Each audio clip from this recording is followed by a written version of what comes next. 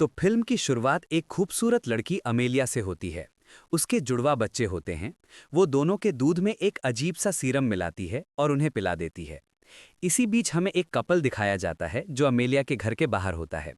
आदमी चुपके से अमेलिया के घर में घुसता है, एक बच्चे को उठाता है और जल्दी से उसे अपनी पत्नी के पास कार में ले जाता है। दूसरे बच्चे को किडनैप करने से पहले ही अमेलिया उसे देख लेती है और उसके पीछे दौड़ती है और आखिरकार अपने दूसरे बच्चे को बचा लेती है। लेकिन वो कपल एक बच्चे को लेकर भाग जाता है। कुछ समय बाद हम उस बच्चे को सड़क के किनारे पड़ा हुआ देखते हैं। ये समझ में आता है कि उस कपल ने इस बच्चे को अपने लिए किडनैप नहीं किया था, बल्कि इसके पीछे उनका कोई और मकसद था। खैर, कई साल बीत जाते हैं और हमें एक जवान लड़का दिखाया जाता है जिसका नाम एडवर्ड होता है। यही वही बच्चा था जिसे वे लोग सड़क पर छोड़ गए थे। एडवर्ड अपनी पत्नी राइली के साथ अपनी जिंदगी में खुश था, लेकिन फिर भी वो हमेशा इस बात से परेशान रहता था कि उसके माता पिता कौन हैं और कहाँ होंगे। क्या वे जिंदा हैं? वो उनके बारे में जानना चाहता था। राइली उसके मन की बात जानती थी, इसलिए अपनी एनिवर्सरी पर वो एडवर्ड को एक डीएनए टेस्ट किट देती है। ये किट उसे उसके माता पिता के बारे में बता सकती थी। इस प्रक्रिया में थोड़ा समय लगता है, इसलिए एडवर्ड सो जाता है और जब वो सुबह उठता है तो खुशी के मारे पागल हो जाता है, क्योंकि ये किट काम कर चुकी थी। उसे इस किट सिस्टम के जरिए अपने भाई के बारे में पता चल जाता है। जैसे ही उसे ये पता चलता है, वो वॉशरूम में एक अजीब सा साया देखता है। वो डर जाता है, लेकिन फिर अपने डर को काबू में करके घर से बाहर आता है और राइली को ये बड़ी खुशखबरी बताता है। वो राइली को ये भी बताता है कि मैंने उस लड़के से संपर्क कर लिया है और मुझे पता चला है कि वो मेरा जुड़वा भाई मैनुअल है। मैनुअल ने उसे बताया कि माँ हमेशा कहती थी कि तुम्हारा भाई किडनैप हो गया था। एडवर्ड ये सब बताते हुए इतना एक्साइटेड था कि उसे समझ नहीं आ रहा था कि आगे क्या करे। वो राइली से बिना पूछे ही फैसला कर लेता है कि हम दोनों मेरे परिवार से मिलने जाएंगे। उसका परिवार पुर्तगाल में रहता था। ये लोग पुर्तगाल के लिए निकल पड़ते हैं और जब वे एडवर्ड के घर के पास पहुंचते हैं तो उन्हें उस घर का रास्ता नहीं मिलता।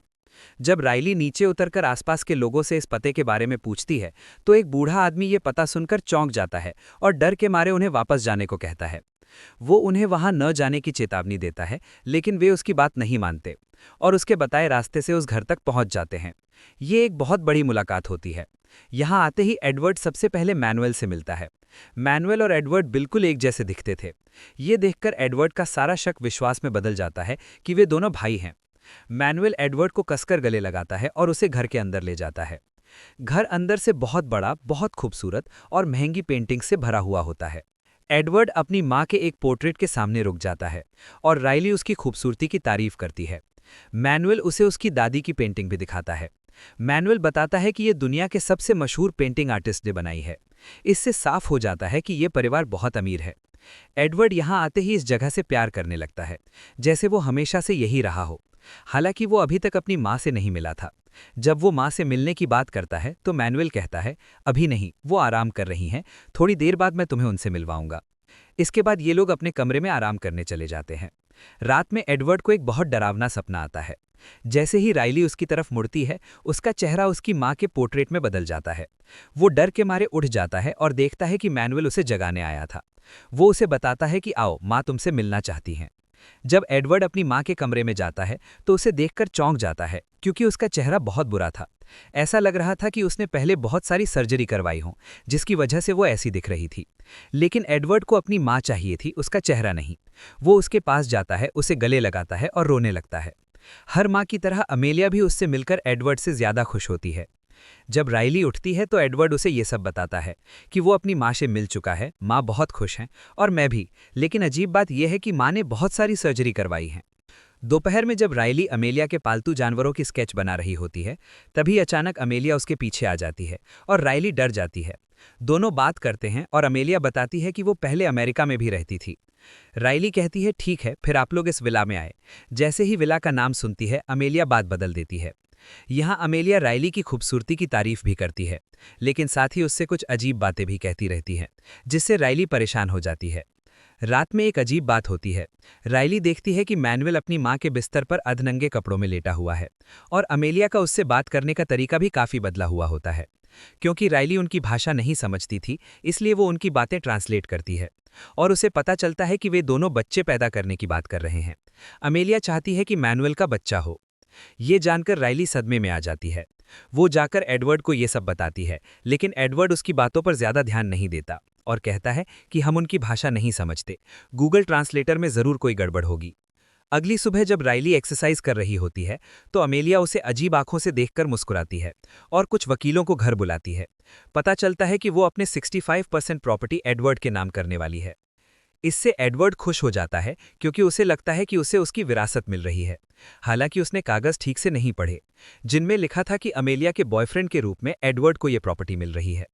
एडवर्ड कागजों पर साइन कर देता है और अमेलिया उससे कहती है कि तुम ये बात राइली को नहीं बताओगे।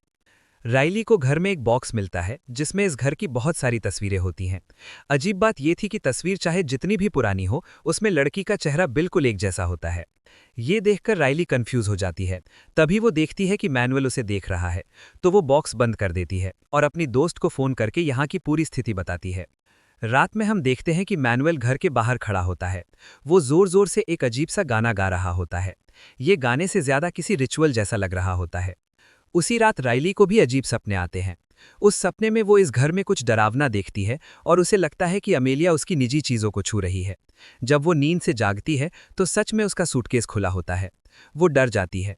वो तैयार होकर जॉगिंग के लिए बाहर जाती है और अपनी दोस्त को फ़ोन करके ये सब बताती है और कहती है कि मैं कल वापस आ जाऊंगी।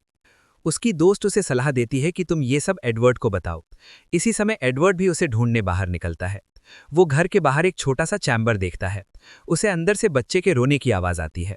जब एडवर्ड अंदर जाता है तो उसे वहां एक बूढ़ा आदमी जंजीरों से बंधा हुआ मिलता है। वो डर के मारे आंखें बंद कर लेता है और जब दोबारा आंखें खोलता है तो वो आदमी वहां नहीं होता। वो कंफ्यूज होकर घर लौट आता है। वो घर आकर मैनुअल को सब कुछ बताता है। मैनुअल उसे समझाता है और कहता है कि ये सब नॉर्मल है, मुझे भी ऐसे ही डर लगता है। क्योंकि हम जुड़वा हैं तो ये बीमारी भी हम दोनों में हो सकती है। हमें बस अपनी हैलुसिनेशन को कंट्रोल करना है। ये कहकर वो चाय लेने चला जाता है और वो चाय में वही सीरम मिला देता है जिसे हमने फिल्म की शुरुआत में देखा था। जैसे ही एडवर्ड एक घूंट पीता है, मैनुअल उसे आंखें बंद करने को कहता है और तभी उसकी आंखें सफ़ेद हो जाती हैं। साफ दिखता है कि वो अपनी नेगेटिव ताकतों का इस्तेमाल कर रहा है एडवर्ड को डर दिखाने के लिए, जिससे एडवर्ड और ज़्यादा डर जाता है। जैसे ही एडवर्ड आंखें खोलता है, उसके सामने मैनुअल की जगह राइली बैठी होती है, लेकिन अगले ही पल राइली फिर मैनुअल में बदल जाती है, जैसे मैनुअल कोई शेप शिफ्टर हो। एडवर्ड घबरा जाता है। मैनुअल उसे गले लगाकर कहता है, ये सब तुम्हारी हैलुसिनेशन है, खुद को संभालने की कोशिश करो। जब एडवर्ड खुद को कंट्रोल करने की कोशिश करता है, मैनुअल हंसने लगता है और इस बार वो कहता है कि ये हमारी अंदरूनी शक्तियां हैं और तुम्हें इनसे डरने की ज़रूरत नहीं है। जब एडवर्ड कमरे में आता है तो राइली उससे कहती है, ये लोग मुझे बहुत अजीब लगते हैं और मुझे लगता है कि हमें यहाँ नहीं रुकना चाहिए। मैं कल जा रही हूँ, अगर तुम आना चाहो तो मेरे साथ आ जाना। उसे नहीं पता होता कि इस बार अमेलिया बाहर खड़ी सब सुन रही होती है। सुबह राइली फिर कंफ्यूज होती है, क्या वो एडवर्ड को यहाँ छोड़कर जाए? वो फिर अपनी दोस्त से सलाह लेती है।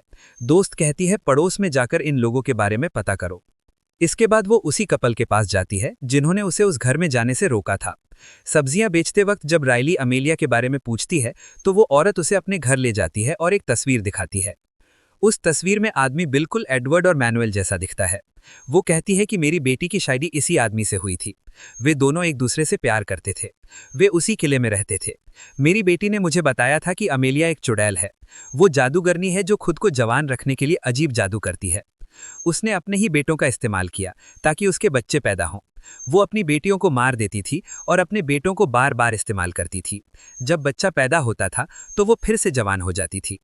वो बूढ़ी औरत कहती है, तस्वीर में दिख रहा आदमी असल में अमेलिया का ही बेटा था, जिससे अमेलिया के 2 बेटे हुए। वो मैनुअल और एडवर्ड की बात कर रही थी। उसकी बेटी ने अपने पति को बताया कि ये सब कितना गलत है।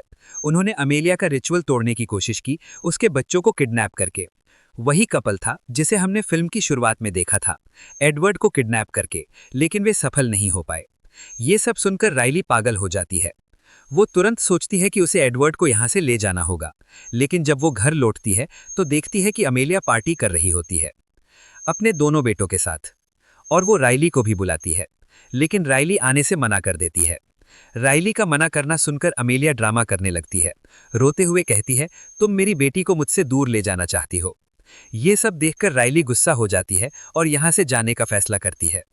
लेकिन जब वो बाहर जाकर कार देखती है तो उसकी कार फंसी हुई होती है। वो बाहर नहीं निकल सकती थी, इसलिए वो वापस किले में आती है। इसी बीच एडवर्ड उसका पीछा करता है। वो उसे समझाने की कोशिश करता है। राइली कहती है, तुम मेरी बात नहीं समझे। जब मैंने कहा था कि इस परिवार में कुछ गलत है। चलो आज मैं तुम्हें सबूत दिखाती हूँ। वो उसे उस बूढ़ी औरत के घर ले जाती है, लेकिन वहाँ घर खाली होता है। वो खिड़की से अंदर जाती है और सिर्फ तस्वीरें पाती है, जो वो एडवर्ड को दिखाती है और पूरी कहानी बताती है। लेकिन एडवर्ड कुछ भी सुनने को तैयार नहीं होता। वो गुस्से में आ जाता है और बहस करते करते वे घर लौट आते हैं। इसी बीच मैनुअल राइली के पास आता है। राइली सिर्फ अपनी कार के बारे में कहती है। मैनुअल उसे कार में बैठने को कहता है। राइली बहुत दुखी होती है कि इतने साल साथ रहने के बाद भी एडवर्ड उस पर भरोसा नहीं कर रहा और उस परिवार का साथ दे रहा है जिससे वो कल ही मिला है। इधर एडवर्ड सीधे अपनी माँ के पास जाता है और अमेलिया ऐसे एक्सप्रेशन देती है जैसे उसने कुछ हासिल कर लिया हो। वो उसे फिर से चाय में सीरम देती है। दूसरी तरफ राइली शहर छोड़ने वाली होती है। जैसे ही कार स्टार्ट होती है, उसे डीएनए किट से एक मैसेज मिलता है, जिससे कंफर्म हो जाता है कि अमेलिया इनब्रीडिंग कर रही है, यानी अपने ही बच्चों से बच्चे पैदा कर रही है। ये सब जानने के बाद वो तुरंत कार से बाहर निकल जाती है और एडवर्ड को बचाने जाने ही वाली होती है। तभी उसे पीछे से किसी के खटखटाने की आवाज़ सुनाई देती है। वो जाकर देखती है, वो वही आदमी था जिसे एडवर्ड ने पहले चेंबर में देखा था, और अब वो मर चुका था। राइली ने उसे पहचान लिया था कि वो मैनुअल है और एडवर्ड का पिता है। यहाँ आने से पहले ही वो मैनुअल के दरवाजे पर दस्तक देती है और पता चलता है कि वो इस शरीर को ठीक करने वाला था। अब क्योंकि राइली ने ये सब देख लिया था, इसलिए मैनुअल उस पर हमला करने लगता है और राइली भी खुद का अच्छी तरह बचाव करती है और चीज़ें उठाकर मैनुअल पर वार करती है। लेकिन अचानक मैनुअल वहां से भाग जाता है। दूसरी ओर हमें घर के अंदर दिखाया जाता है कि अब एडवर्ड बहुत कमज़ोर महसूस कर रहा था। वो अपने कमरे में जाता है और बिस्तर पर लेट जाता है, और तभी राइली उसके पास आती है, जो उसके और करीब आने लगती है। असल में वो राइली नहीं थी, वो अमेलिया थी। अपनी शक्तियों का इस्तेमाल करके अपना चेहरा राइली जैसा बनाकर वो एडवर्ड के करीब आ रही थी। दूसरी ओर जब राइली खुद को बचाने के लिए चेंबर के अंदर जाती है, तो वो एक और बूढ़े आदमी को देखती है जो जंजीरों से बंधा हुआ था। ये भी अमेलिया का बेटा ही होगा।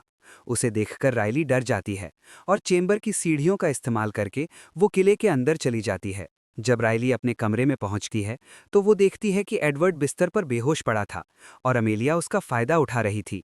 आज पहली बार उसने अमेलिया का असली शरीर देखा। वो इंसान नहीं थी, वो सच में एक राक्षस थी जिसकी आंखें सफ़ेद थीं, और वो बूढ़ा आदमी बहुत बुरी हालत में था। राइली बड़ी मुश्किल से खुद को शांत रखती है और अमेलिया के जाने के बाद वो एडवर्ड को यहाँ से निकालने की कोशिश करती है। लेकिन तभी उसकी मुलाकात मैनुअल से होती है, जो उसे ढूंढ रहा था। उसके हाथ में एक हथौड़ा था। वो एडवर्ड को नीचे गिरा देती है और हथौड़े से मैनुअल का सिर फोड़ देती है। मैनुअल संतुलन खो बैठता है और रेलिंग से नीचे गिर जाता है। इसके बाद राइली फिर से एडवर्ड के साथ भागने लगती है। इस घर से निकलने से पहले अमीलिया की नज़र उन पर पड़ जाती है। वो मैनुअल को ज़मीन पर पड़ा हुआ देखती है और ज़ोर ज़ोर से चिल्लाती हुई उसके पास आती है। उसे पता चल जाता है कि राइली ने उसे मार दिया है और राइली एडवर्ड को यहाँ से ले जाने वाली है। इसलिए वो राइली को रोकती है और चाकू से उस पर हमला करने की कोशिश करती है। राइली ये देखकर हैरान रह जाती है कि जो औरत कल इतनी डरावनी लग रही थी, आज उसका चेहरा कुछ ही पलों में बेहतर हो गया था और उसके अंदर जिंदगी लौट आई थी, जैसे वो एक जवान औरत हो।